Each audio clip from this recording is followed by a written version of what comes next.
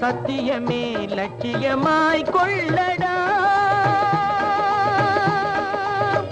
சத்தியமே லட்சியமாய் கொள்ளடா, தலை நிமிர்ந்து உனை உணர்ந்து செல்லடா, சத்தியமே லட்சியமாய் கொள்ளடா, தலை நிமிர்ந்து உனை உணர்ந்து செல்லடா, சத்தியமே லட்சியமாய் கொள்ளடா செல்லடா.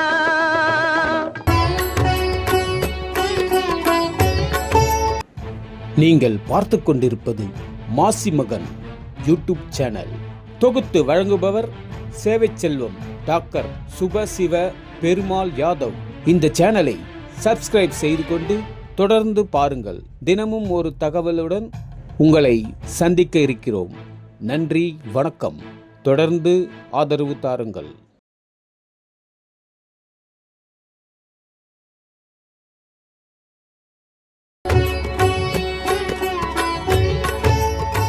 வரலாற்று சிறப்புமிக்க யாதவ இனத்தில் பிறந்த மாணவ மாணவிகள் இளைஞர்களுக்கு நம்முடைய பெருமைமிக்க வரலாறு என்ன என்பதே அவர்களுக்கு தெரியவில்லை. யாருமே எந்த விதமான வரலாறும் தெரியாதபடிக்கு கண்டபடிக்கு அவங்களுக்கு என்ன தோன்றுதோ அதைத்தான் பேசியிருக்காங்க. தவிர வரலாற்று சான்றுகளை வரலாறு படிக்காமல் வரலாறு படைக்க முடியாது என்கின்ற நோக்கமோ குறிக்கோளோ நம்முடைய இளைஞர்களுக்கு மாணவ மாணவிகளுக்கு கிடையாது. அதற்காகத்தான் வரலாற்றை ஆதாரபூர்வமான சான்றுகளோடு அனைத்து தகவல்களையும் ஆதாரபூர்வமான சான்றுகள், சாதாரணமான சான்றுகள் கிடையாது, பெரிய பெரிய ஆராய்ச்சியாளர்கள் இந்த இனத்தினுடைய பெருமையை பற்றி அழகாக குறிப்பிட்டிருக்கின்றார்கள். 1000 உண்டு இங்கு ஜாதி என்பது மகாவீர் பாரதியின் கூற்று. ஆமாம், இந்திய நாட்டில் ஏராளமான ஜாதிகள் இவற்றில் சரித்திர பிரசித்தி பெற்ற ஜாதிகள் உள் இப்படி புகழ்பெற்ற ஜாதிகளுள் பிரதானமானது எதுகுலம். இச்சமுதாயம் ஒரு ஆதிக்குடி. அனைத்து இன மக்களும் இங்கிருந்தான் பிரிகின்றார்கள். அது பின்னாடி வர வேணாம், அதெல்லாம் எல்லாத்தையும் சொல்லுவேன், சான்றுகளோடு சொல்லலாம். வரலாற்று ஆய்வாளர் பேரறிஞர்களுடைய சான்றுகளோடு உங்களுக்கு முன்னாடி எடுத்து வைப்பேன். ஏனோ தானோன்னு இது பண்ண மாட்டேன். இது யார் எழுதுன்னு கேட்டால் நம்முடைய வழக்கறிஞர் சிபி லோகநாதன் அவர்கள் வரலாற்றில் யாதவர்கள் என்ற ஒரு புத்தகத்தை 20 வருஷத்துக்கு முன்னாடி எழுதினார். இது யாரும் படிச்சிருக்க மாட்டாங்க, இப்போ யாரு கையில் இருக்காது. அது ஒன்று பேராசிரியர் கலைமணி அவர்கள் எனக்கு கொடுத்து பத்திரமா வச்சுருக்கேன். அதை அதில் உள்ள விவரங்களை நம்ம யாதவர்களுக்கு கொண்டு போயிடணும். எல்லோரும் ஓர் குலம், எல்லோரும் ஓரினம் அப்படிங்கிறது இந்த புத்தகத்துடைய அருமை சான்றுகளோடு. வன்னியர்கள் யார், பறையர்கள் யார், வேளாளர்கள் யார், வேலியர் யார், எல்லா விவரங்களும் இந்த இதெல்லாம் அடங்கியிருக்கு. அதை ஒவ்வொன்றா உங்களுக்கு சொல்றதுக்கு நான் முயற்சி பண்ணிக்கிட்டு இருக்கேன். அதுக்கான பெரிய சிரமங்கள் எடுத்துக்கிட்டு இருக்கேன். பொருளாதார ரீதியாகவே என்னால் சமாளிக்க முடியாத சிரமங்களை நான் எடுத்துக்கிட்டு இருக்கேன். ஆனால் நிச்சயமாக இந்த ஒரு தெளிவு கிடைக்கணும் நம்முடைய இளைஞர்களுக்கும் மற்ற மாணவ மாணவிகளுக்கும். ஒரு தெளிவு, வரலாற்று தெளிவை ஏற்படுத்தணுங்கிறது தான் என்னுடைய பிரதான நோக்கமாக கொண்டு இதில் ஈடுபட்டிருக்கிறேன். நீங்கள் அனைவரும் தொடர்ந்து இடைவெளி இல்லாமல் இந்த வரலாற்றை பார்க்கணும்.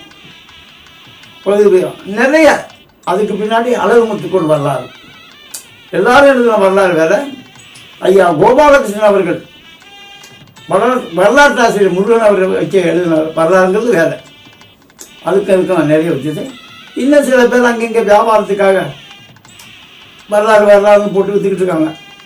அது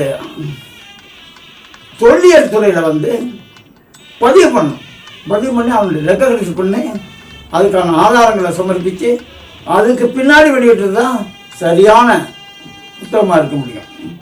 இதெல்லாம் இதுக்கு முன்னுரை நம்முடைய மேவி வேணுகோபால் ஐயா, இலக்கண தாத்தா என்று கூறப்பட்ட மேவி வேணுகோபால் ஐயா இதுக்கு அணிந்து எழுதியிருக்காங்க.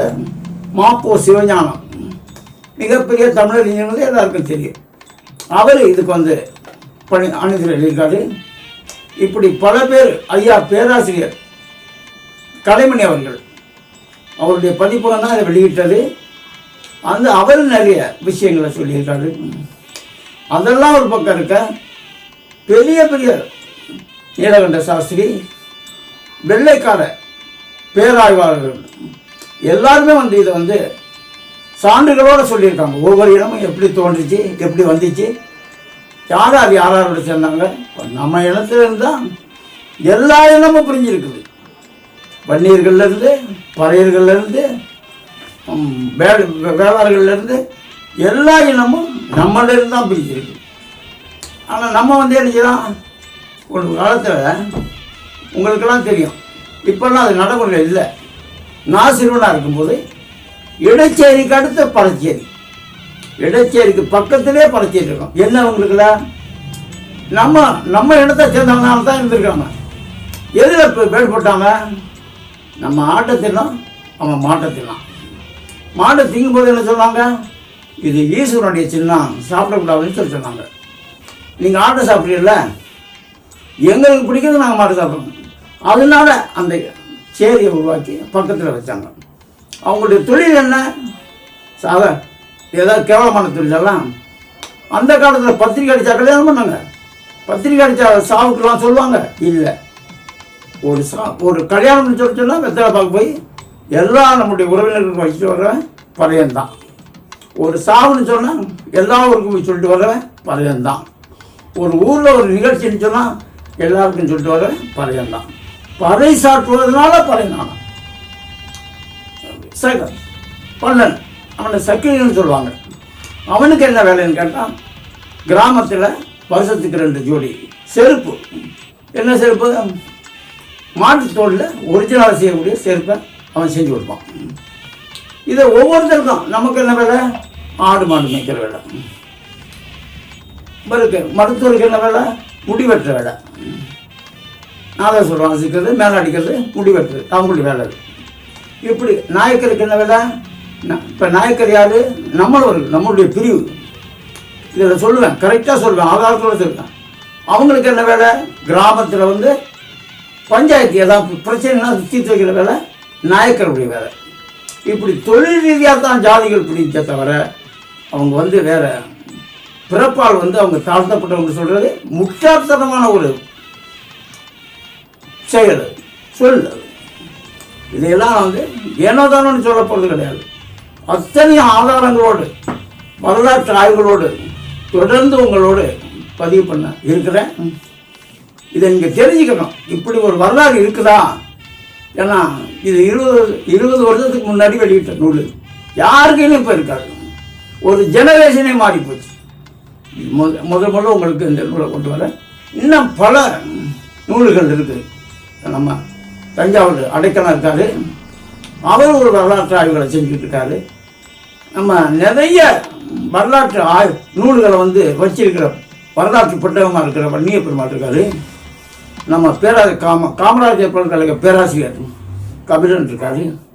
இப்படி பல பேர் கையில் நிறைய ஆதாரங்கள் இது இருக்குது. எல்லாத்தையும் உங்களுக்கு எல்லாருடைய புக்கும் என் கையில் இருக்குது. எல்லாத்தையும் இந்த மாசி மகன் யூடியூப் மூலம் தொடர்ந்து உங்களுக்கு அதை பகிர இருக்கிறேன். நீங்கள் பேராதரவு தரணும். இது என்னன்னுட்டா, முதல்ல ஒரு 10,000 பேராச்சும் மாவட்டத்துக்கு ஒரு 2,000-3,000 பேராச்சும் போகணும். அதே போல் வெளிநாட்டில் இருக்கவங்களுக்கு கொண்டு போகணும். மலேசியா, சிங்கப்பூர், தாய்லாந்து, பல்வேறு 40 நாடுகளில் இருக்காங்க. நம்ம தமிழர்கள் 40 நாடுகளில் இருக்காங்க. தமிழர்கள் இடத்துல யாதவர்களும் இருக்காங்க. எல்லாருமே நம்ம ஒன்று தான். அதுக்கான ஆதாரங்களை சொல்லுவேன். எல்லா இனமும் எல்லோரும் ஓர் இனம், எல்லோரும் ஓர் குலம். இதுதான் வரலாற்று. இதை போல் இதில் பார்த்தீங்கன்னு சொன்னால் நம்ம எந்தெந்த வகையிலிருந்தெல்லாம் வந்திருக்கோம். ஆரியர்கள் நம்மளை ஆரியர்ன்றதை ஒரு சொல்கிறோம். ஆரியர்களை எதிர்த்து முதல் போரிட்டது யாதவர்கள் தான். ஆரியர்களை எதிர்த்து ஆதவர்களுக்கு முன்னாடியே இந்தியாவில் இருக்கக்கூடிய இனம் யாதவர் இனம். இந்த இனம் தான் முதல் ஆரியர்கள் எதிர்ப்பு. அதுக்கு பின்னாடி அந்த கடைசியா யமுனை நதிக்கரையில் நடந்த தகராறுல அவங்க தோக்குறாங்க. இருந்தாலும் கிருஷ்ண பரமாத்மா அவங்கள அரவணைச்சு கைதெடுத்துக்கிறாரு. அதனால தான் இங்கே நீங்கள் பார்ப்பீங்க ஒன்று சொல்லுவாங்க, பிராமணர் யாதவார். இந்த வாள்ங்கிற பிரச்சனை 2 பேருக்கு தான் உண்டு, பிராமணர் யாதவார். இதை போல் நிறைய விஷயங்கள் இருக்குது. அதே போல் சிலப்பதிகாரத்தில் நம்மளை பற்றி படிக்குது, கலித்தொகையில், இதிகாசத்தில், வேதத்தில் நம்மளை பற்றி என்ன சொல்லியிருக்குது. அது ரிக்வேதத்தில்தான் முதல் வேதங்கிறது ரிக்வேதம் தான். ரிக்வேதம், சாம வேதம், யஜுர்வேதம், சமணம் என்ன. இதை போல் 4 வேதங்களில் முதல் வேதமான ரிக்வேதத்திலே நம்ம வந்துடுறோம். அது வந்து ரிக்வேதம் போகிறது 5000 வருடங்களுக்கு முன்னாடியே வருது. அப்போவே யாகம் வந்தெல்லாம் வேதத்தில். அப்படிப்பட்ட ஒரு வரலாற்று சிறப்பமிக்கைனா இன்னைக்கு எப்படி இருக்குது? ஏன் நம்மளை குறித்து சிந்திக்கிறது கிடையாது. சிந்திச்சா நம்ம எப்படி இருக்கணும் அப்படிங்கிறது நமக்கு தெரியும். நம்முடைய உரிமைகளை பெறதுக்கு, நம்முடைய பிரச்சனைகளை தீர்க்கிறதுக்கு, அரசாங்கத்தை எதிர்த்து போடுறதுக்கு நம்ம தயாராக இருப்போம். ஆனால் இன்றைக்கி எவன் போராடுறான்? அங்கே இங்கே கும்பல். அது போராட்டமாவது ஒட்டுமொத்த போராட்டம், ஒட்டுமொத்த அவர்கள் பிரச்சனையை முன் வச்சு போராட்டம். நம்மளை முதல் அடையாளம் காட்டினது நம்முடைய தெய்வமாக மதிக்க வேண்டிய புரட்சியாளர் எம்ஜிஆர் அவர்கள். 1947க்கு முன்னாடியும் சரி, 1900 சுதந்திரம் அடைவதற்கு முன்னாடியும் சரி, சுதந்திரம் அடைவதற்கு பின்னாடி வரையும் வெளியும் சரி, 77 வரையும் நம்ம ஒரு 14% மக்கள், 14% நான் சொல்கிறது 1931 ஆங்கிலேயர் கடைசியாக எடுத்த ஜாதிவாரி கணக்கில் நம்ம 14%. இதை யார் சொல்லுவான்? வணக்கத்துக்கும் மரியாதைக்குரிய ஐயா ராமதாஸ் அவர்கள் தான் நம்மளை பற்றி சொல்லுவார். அவர் சொல்லுவார், கிருஷ்ணனுடைய மச்சன் அர்ஜுன வம்சம் தான் நம்ம அவங்கள சொல்வார். வன்னியர்களை நமக்கு அவங்களுக்கு வந்து சம்பந்தம் ஒரு மச்சன மாம உறவு உண்டு, தைரியமாக அதை சொல்வார். அதுக்கான ஆதாரங்கள் இங்கே இருக்குது. இது போன்று நிறைய விவரங்களையும் அது வந்து ஏனாதாரம் சொல்லிட்டு தற்பெருமைக்காக நம்ம இடத்துடைய தற்பெருமையாக பேச கிடையாது. அத்தனையும் ஆதாரப்பூர்வமாக பேராய்வாளர்கள், பேரறிஞர்கள் அவர்கள் சான்றோடு இதை கொண்டு வர நீங்கள் எல்லாரும் ஒத்துழைப்பு கொடுத்து இந்த மாசி மகன் லைக் பண்ணி பட்டனை இது பண்ணி சப்ஸ்கிரைப் பண்ணுங்க. நிறைய சேருங்க, நீங்கள் எல்லாம் நிறைய சேருங்க. வைகாசி விசாகத்தில் தான் இதை வெளியே கொண்டு வரதுக்காக நான் இது பண்ணிக்கிட்டு இருக்கேன். அன்னிலிருந்து துவங்கணும். ஏன்னா நேற்று முந்தானாலே கொண்டு வரலாம்னு நினச்சேன். அதுக்கு நிறைய பிரச்சனை இதாகி போச்சு, குழப்பங்கள் ஆகிடுச்சு. வைகாசி 30 மாசி வைகாசி விசாகத்திலேருந்து நிச்சயமாக காலையில் தொடர்ந்து வந்துக்கிட்டே இருக்கும். நன்றி, வணக்கம்.